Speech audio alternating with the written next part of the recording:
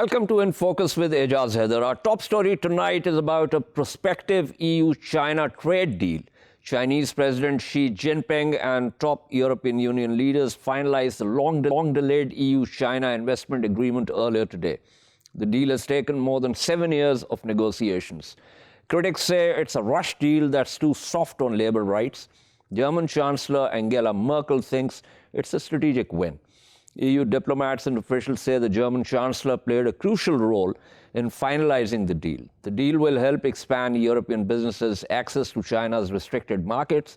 In return, Beijing hopes to get a share of the EU's renewable energy market and shore up its diplomatic ties with a bloc that looks increasingly likely to partner with Washington. Seen from that perspective, the economics of the deal is also tied up with the geopolitics of US-China competition. To discuss this further, I'm joined by Einar Tangen, political and economic affairs commentator who's based in Beijing, and Professor Steve Keen, an economist and author who joins me from Bangkok. Thank you to both my panelists. Let me begin with Mr. Tangen here. Mr. Tangen, give us a sense of the difficulty in negotiating this and, of course, the criticism that still comes the way of this deal so that we can have some groundwork before we proceed further with the specifics. Well, when it comes down to the difficulties were about structure. What you have with China is a very different economic system, a state-led socialism, where they do planned economy. They have had very close relations with their state-owned enterprises, which some in Europe see as crowding out European competition and owning monopolies. But on the other side, what you have is the difficulties in cultural aspects.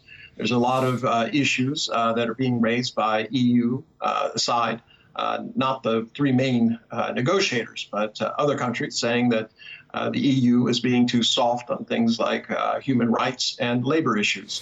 But what it amounts to right now is that you have a situation where China has been able to conclude rather rapidly and unexpectedly 2 major trade deals. One, RCEP, the other one with the EU, and possibly TPP is the next one in line. If that happens, so much for Biden being sitting at the head of the table. He now finds himself on the sidelines, literally sitting on the bench, as China goes forward with a very, very aggressive agenda to try to make friends and influence people. This is interesting because I have a brief from the EU which says some EU countries like Belgium and the Netherlands have raised concerns about the EU's ability to address human rights issues under the agreement. Others like Poland are questioning why the EU is rushing ahead to seal the deal with China without waiting for the inauguration of US President-elect Joe Biden, whose transition team has already voiced concern about the deal. So, yes, as I said in my opening, the economics seems to also be tied up with the geopolitics of the competition. But let me pull in Professor Keen here. Professor Keen, how do you look at this?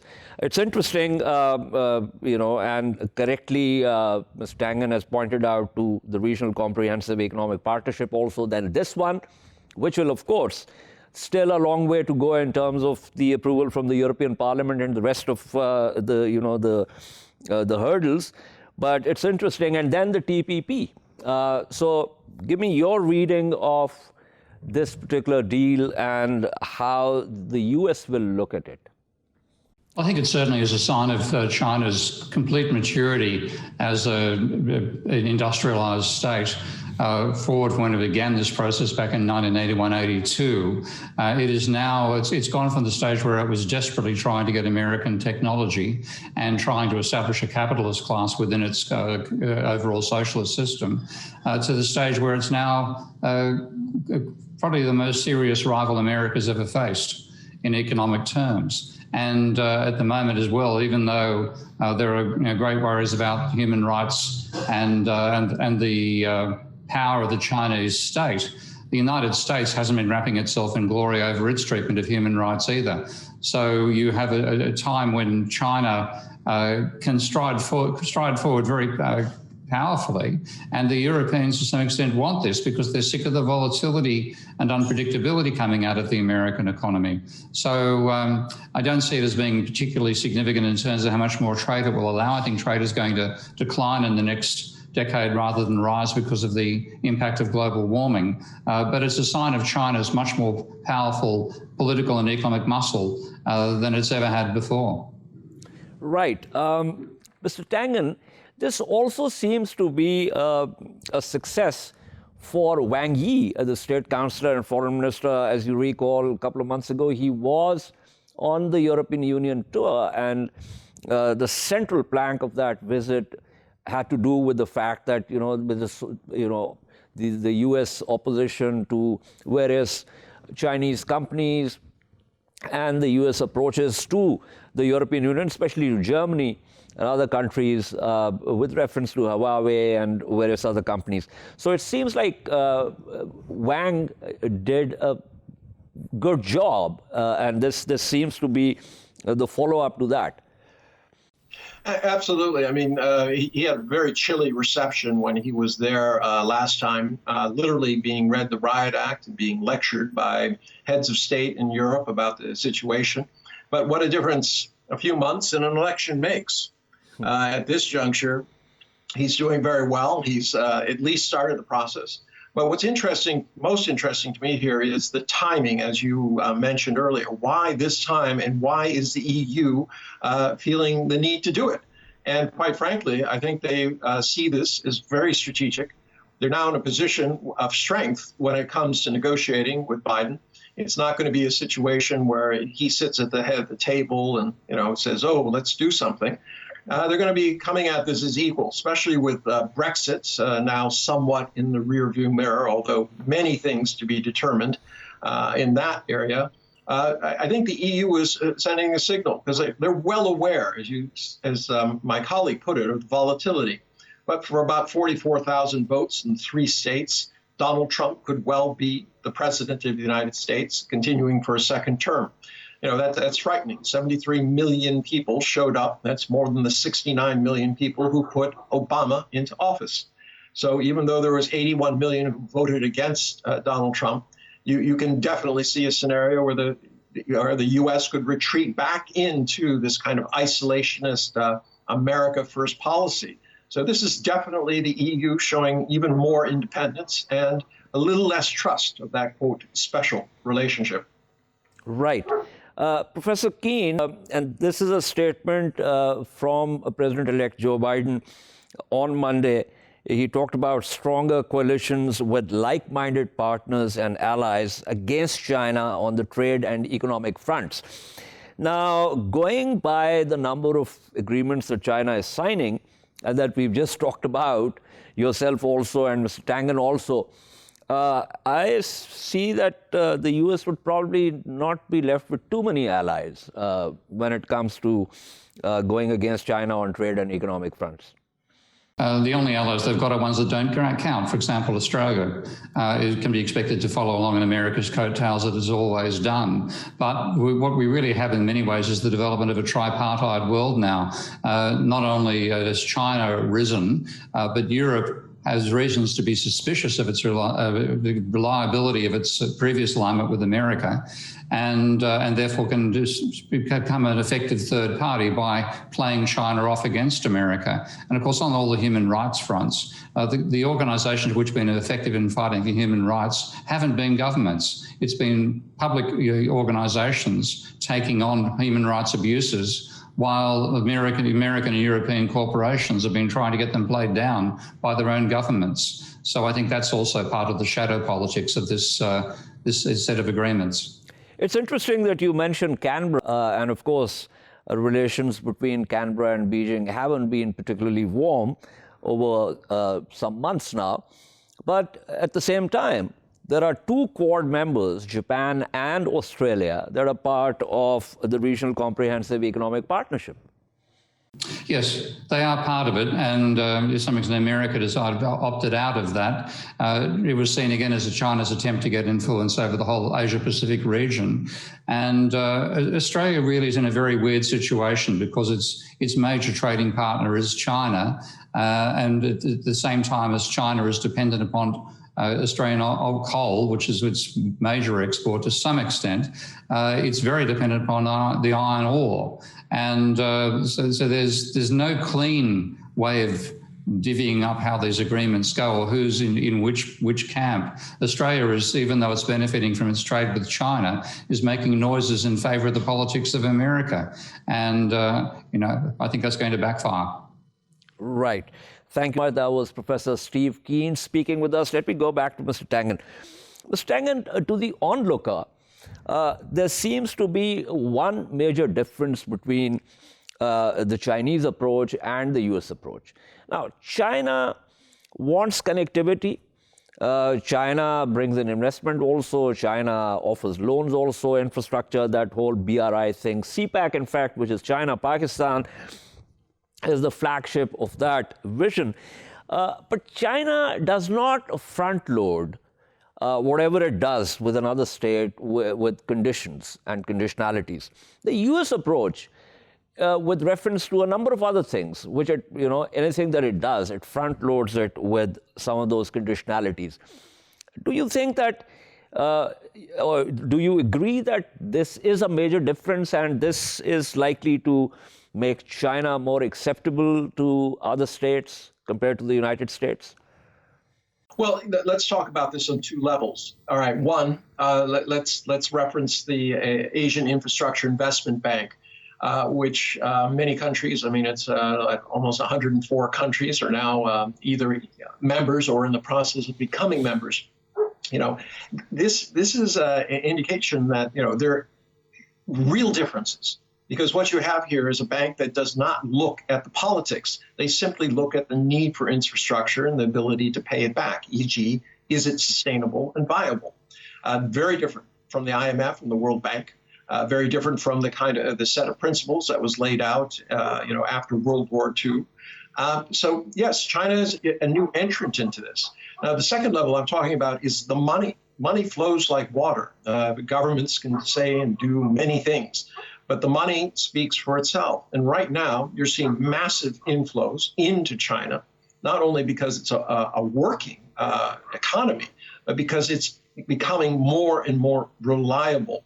At a time when the U.S. is going to be digging deep into its pockets and borrowing tens of trillions of dollars from the look of it, it's very hard for even American companies to say, well, this is going to be the land of milk and honey. They're increasingly looking at Asia, not just China, but Asia, and these trade pacts, because what we're really looking at here is a world that is becoming more and more Asia-Pacific centric. This whole thing with the EU, then you look at RCEP, TPP, and you're starting to see that. And it leaves Biden with a very interesting situation because he can't really join TPP because he's never going to get the things that, they lost, the 22 provisions which were taken out when the Americans left. Those won't come back. So he'd be politically very difficult to go in that direction. Obviously, RCEP, because it's perceived, although it's as being a China, centered entity, that would be impossible. That only leaves WTO. And that's very interesting because he's going to need not only China's help, but also Russia's in order to do that, if, in fact, that's the direction he wants to go. He has leverage there. The U.S. has been holding up the appointment of appellate judges, which are in actuality the teeth, the enforcement mechanism of the WTO. And there are, of course, needed reforms there. But that's going to have to be a collaborative approach. So maybe rather than looking at this as bad, perhaps it is good because all roads right now lead to a more cooperative type of situation. No country can go it alone. Donald Trump tried it, didn't work. Biden is going to have to face the realities of that the world is now effectively multipolar, and he's going to have to deal in some way with China, and hopefully constructively. Right. That's a very interesting point, and it'll be deeply ironic. I think you'd agree, Mr. Tangen, that going back to the WTO, because America for a long time has been trying to undermine the WTO. Incidentally, isn't the Regional Comprehensive Economic Partnership in theory open to everyone? I mean, of course, it's China took the lead, but the United States, in theory, could join it. Absolutely. I mean, that's the theory. But, politically, how would you sell that to, a Republican and Democratic aisle who have one agreement, and that is they see China as the enemy, as a competitor, as a country that, is threatening to, quote, eclipse American exceptionalism and prevent the U.S. from, in essence, creating a cookie cutter world where everybody follows the same kind of democratic capitalist norms. Right. Thank you so much. That was Einar Tangen speaking with us. I am also joined by Andrew K.P. Leung. Mr. Leung is chairman of Andrew Leung International Consultants. Thank you, Mr. Leung. We were talking about the EU-China trade deal. Of course, it'll have to be, ratified by the European Parliament. There are still some hurdles, but it's very interesting that the German Chancellor, Angela Merkel, despite criticism, took the lead and has actually pushed it through. I mean, it's exceptional in several ways. Firstly, it is very comprehensive, both in scope and in depth. It's the first time China's now opened up its market in a very significant way to the outside world, and now it's not to the entire world, to the European market first of all, ahead of the United States. So that's one big game changer, because all the while the European countries, like the United States, feel that China has been unfair in the sense that the Europeans and the Americans are opening up their markets almost across the board. But whereas in China, they are subject to all sorts of restrictions, apart from the fact that there is hidden subsidies, which are not transparent. And then there's a lot of markets are off bounds. So I think that both the United States and Europe wants to force China's hand in opening up its market and become more transparent and to pay fair in terms of intellectual property protection and forced technology transfer and so on and so forth. So that it seems that the Europeans are allowed to be ahead of the United States. Now, the reason is quite interesting in the sense that there was a report that, in fact, the Biden administration, a little bit, part of the expression, because the Europeans seem to be stealing a march on the United States. Now, the United States doesn't want China to be too friendly to China, though, because even though they are not copying the Trump administration's rhetoric, but the Biden administration is unlikely to be kinder on China. But why China wants to seal this deal with Europeans? And why do the Europeans want to embrace this deal ahead of, in spite of the pressures from the Americans not to do the deal until they are on board, until the Biden administration is sworn in?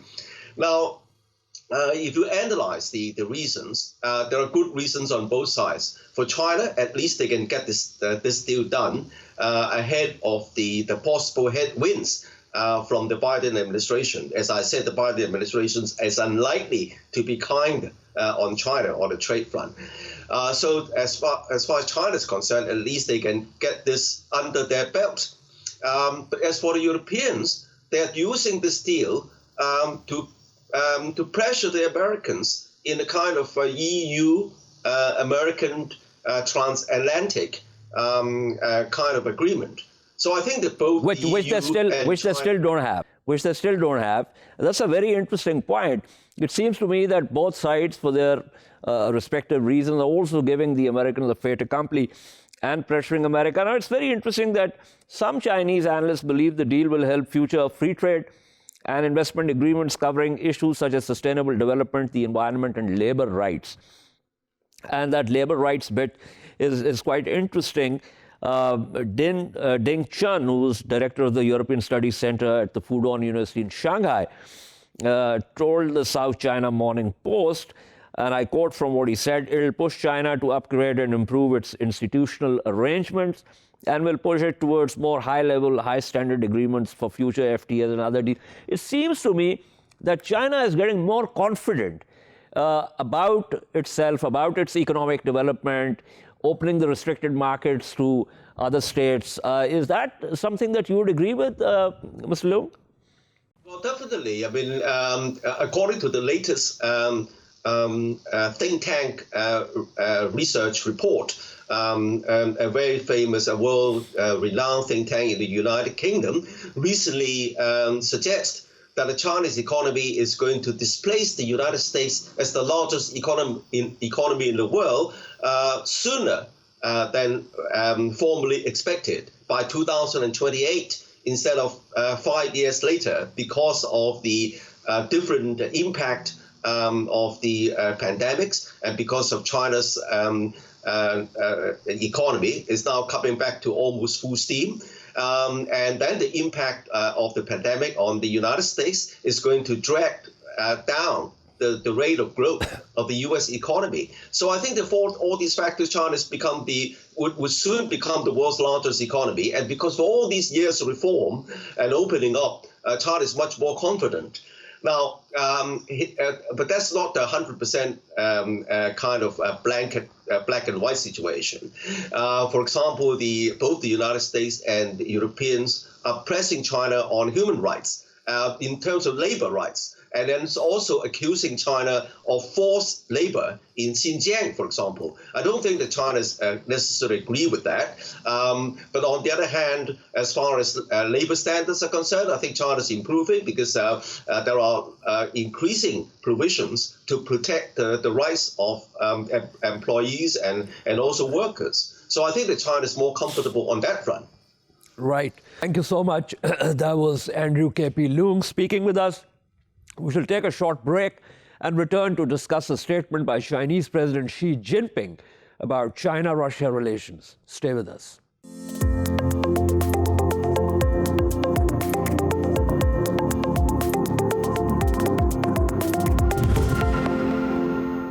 Welcome back to In Focus. Let's get to our second story.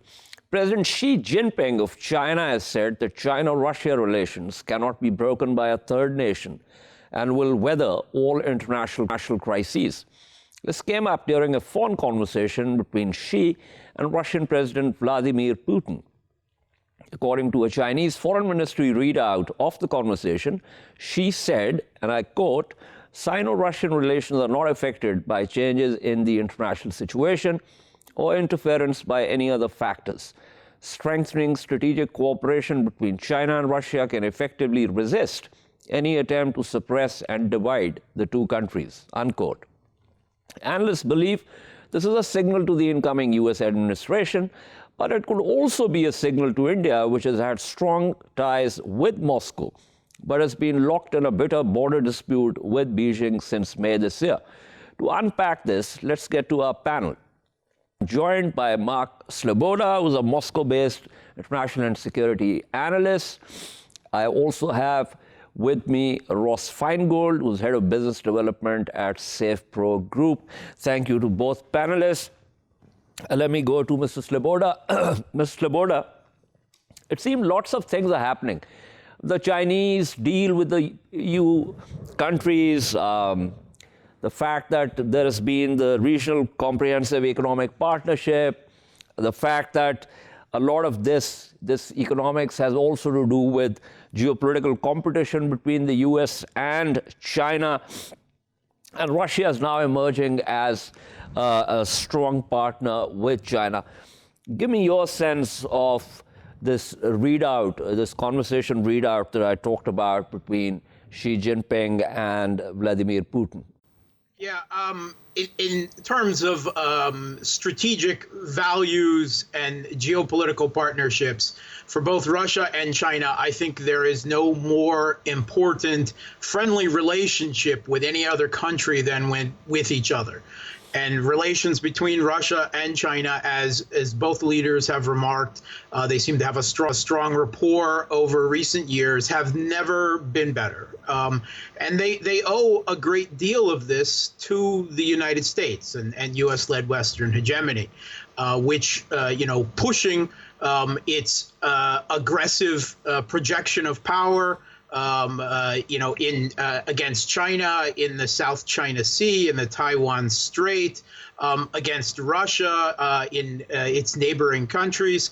They have really forced the two countries to cooperate with each other, both militarily, economically, and even politically, to a degree that is really unheard of in the history of the two countries. And I think really they should thank the United States for that.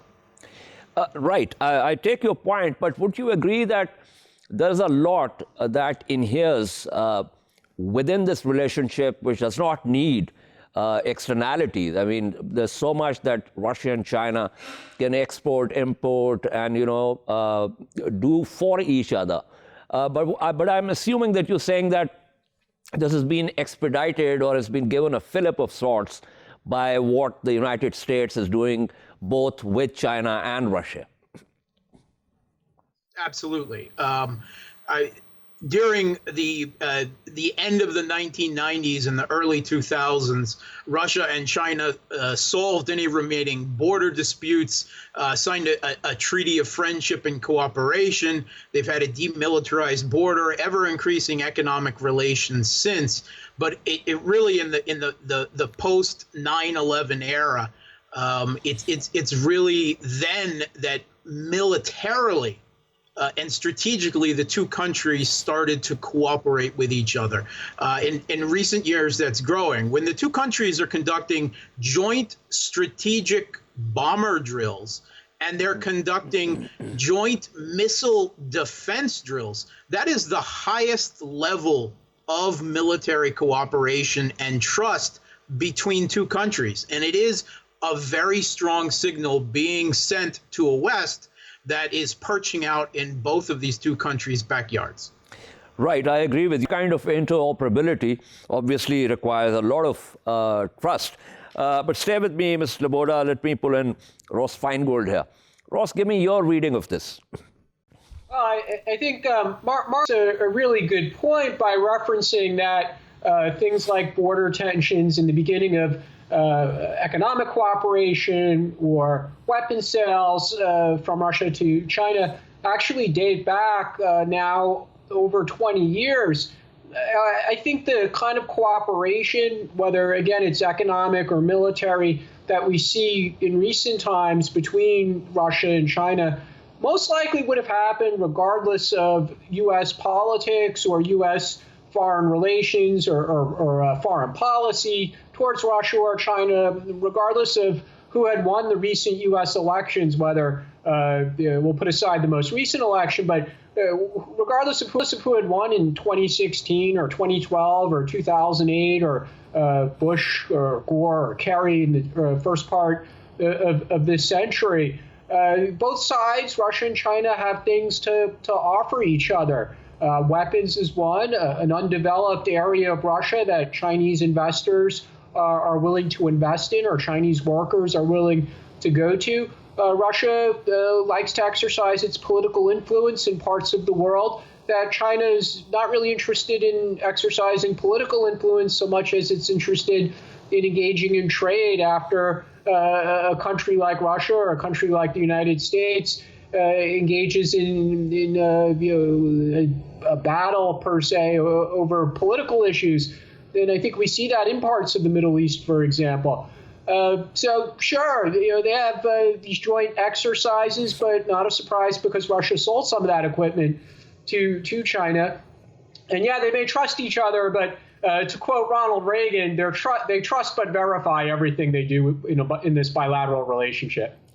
Right, it's very interesting, the timing, because another interesting thing about timing is, as I mentioned earlier to Mark Sleboda, the trade deal between China and the European Union. I mean, the German Chancellor Angela Merkel invested a lot of political capital in pushing it through. So, Mark Sleboda, it seems to me that these are not really isolated events happening. I mean, there's a proper strategy behind this. Would you agree with that?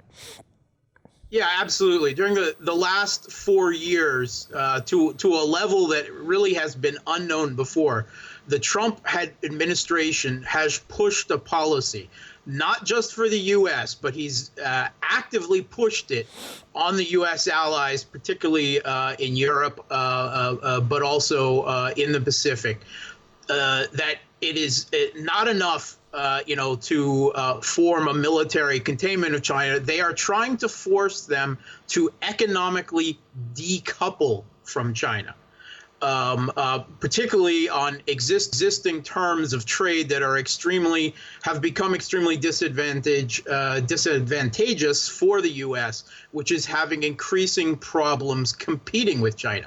And this is particularly true, of course, in the telecommunications sphere with Huawei and 5G and so forth.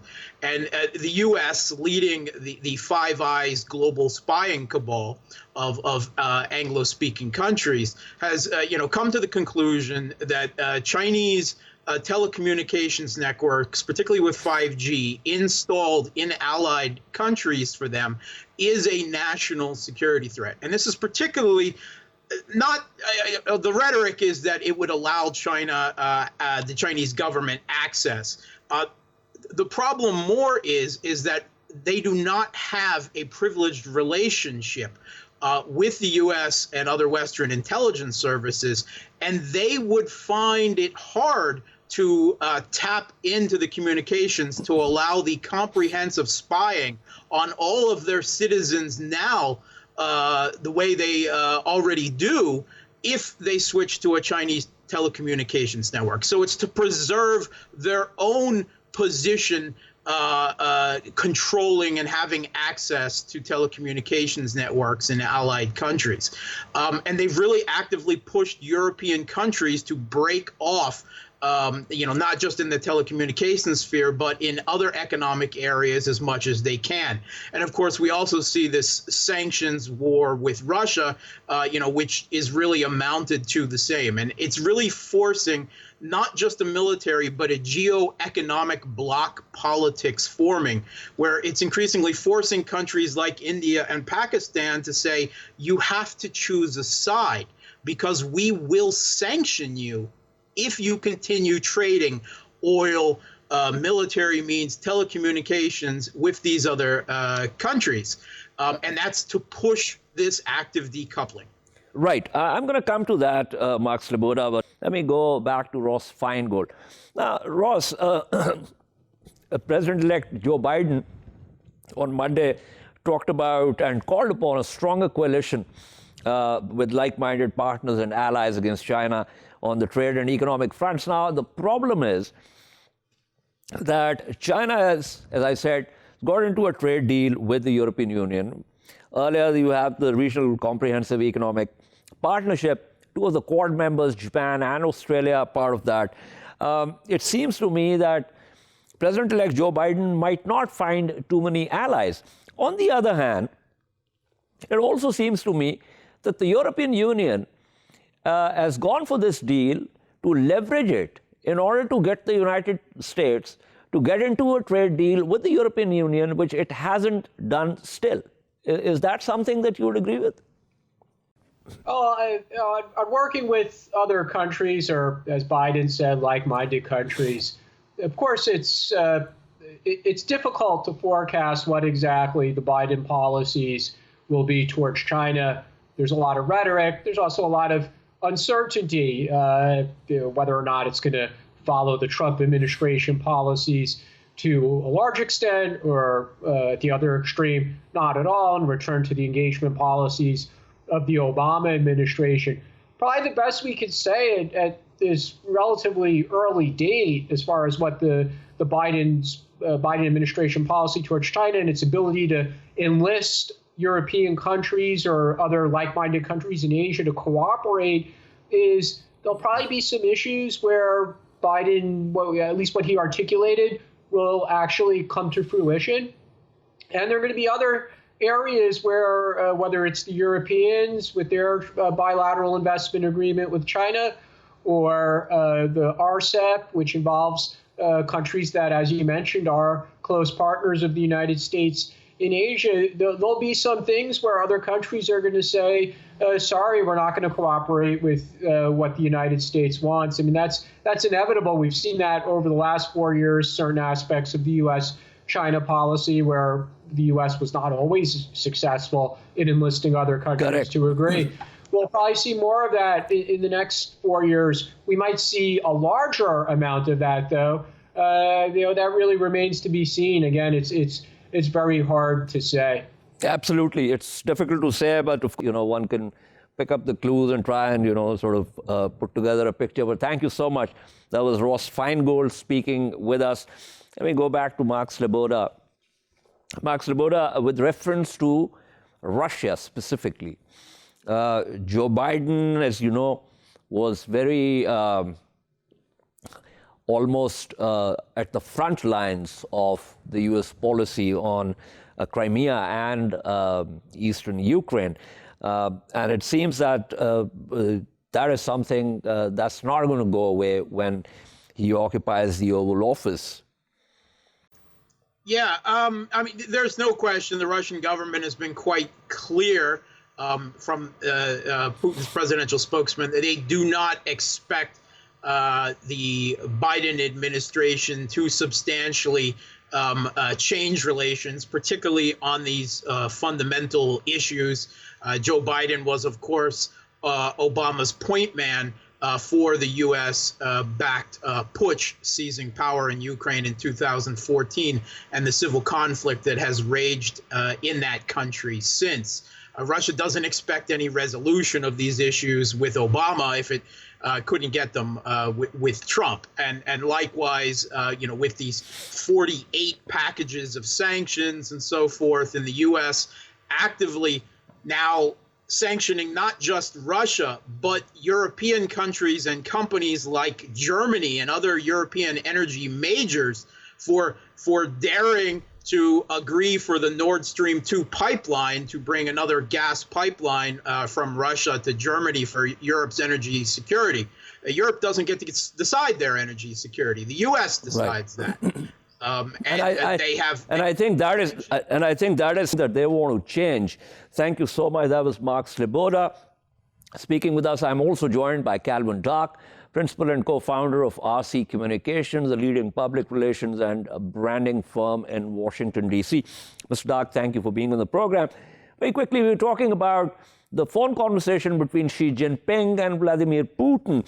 It seems the timing is very interesting because, as you know, there's a deal also signed between the EU and China in Brussels today. It seems to me that China is now sending very clear signals, and in this case also Russia, to the incoming Biden administration. Is that something that you'd agree with? Oh, yes. They definitely realized something that I think is going to be unique about Joe Biden's first day in office as compared to Obama's and Trump's, is for Obama's first day and Trump's first day, there was never a real consensus over what our priorities were with regards to Russia and China. There was never an agreement over which one's relations were getting worse, getting better, more important, more threatening. But because of the last 4 years, one thing that is no longer ambiguous is that both China and Russia are adversaries, and both people on both sides of the political spectrum kind of agree on that in ways they didn't before. So the call between the leader of China and Russia made sense to me because they realized regardless of how Biden may do things differently, their relations with the U.S. are going to be much different. And so, there's strength in numbers. And so they're combining their forces so that they can actually maybe respond in some ways together against the United States. Right. So, President-elect Joe Biden talked about allies, stronger coalitions with like-minded partners and allies against China on the trade and economic fronts. But it seems to me, if you look at the Regional Comprehensive Economic Partnership, which is the largest trading bloc, where China is the sort of linchpin of that, and now with the EU trade deal, it seems to me that President-elect Joe Biden might not be left with too many allies in trying to take on China on the trade and economic fronts? Well, I think that you're right. There will be challenges in rebuilding those allied relationships, but I think he'll have some success simply because we all know that for the last 4 years, Donald Trump has made it very clear that he has an America first approach, which usually turned out to be America alone. And the way that he dealt with a lot of these allies and potential allies, was off-putting. Sometimes it was erratic. There wasn't a strategy behind it. I think with the Biden administration, while there will be that same skepticism from these allies and potential allies because of U.S. foreign policy, I think that they have a better chance of making progress towards those allied relationships. Because one thing we know for sure is that Biden is not going to have an outreach and strategy that is erratic, irrational, or in some cases xenophobic. Right. On that, I totally agree with you. Thank you so much. That was Calvin Dark giving us his view. This is all from In Focus this week. We shall see you next Monday at the same time. Keep following our latest updates on social media at indus.news. Good night and goodbye.